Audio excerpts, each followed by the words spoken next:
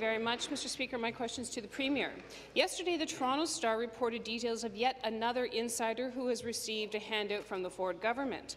Former Conservative MP Ken Hughes has been hired to advise on this pressing provincial priority: beer and wine in corner stores. He'll receive $1,000 a day for his efforts, up to $200,000 plus expenses.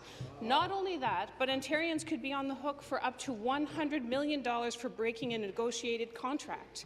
Can the Premier explain why the people of Ontario should foot the bill for yet another high-priced Conservative consultant and friend of the Premier?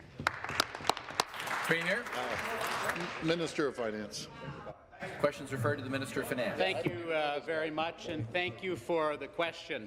Our government, Speaker, is committed to improving alcohol choice and convenience for Ontario consumers, something they have long asked for and something Premier Ford promised during the election that we won so overwhelmingly on the 7th of June.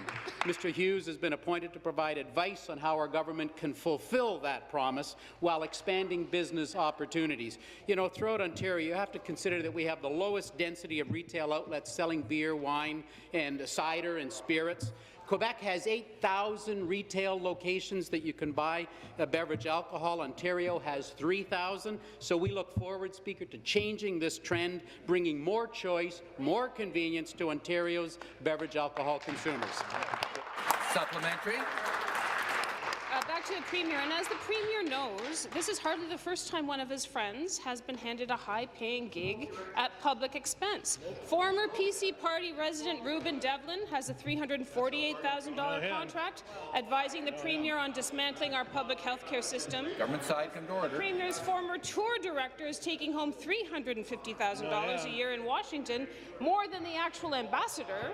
And Jenny Byrne was handed a lucrative job at the Ontario Energy Board with no background in energy.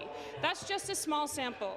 If the province is short of money for students and for seniors and for hospitals and schools and mental health, how can this Premier find so much money to pay his Conservative friends? Minister of Finance. Thank you very much for the question. Again, Speaker, our government is committed to improving choice and convenience. So because the Premier had never met Mr. Hughes in the past, let me tell you a little bit about him. Let me tell you, Premier, that Mr. Hughes is going to lead discussions with key members of the industry, including the producers, public health, safety organizations, municipalities, restaurants and bars. He brings extensive entrepreneurial and public sector experience that will give him this valuable insight.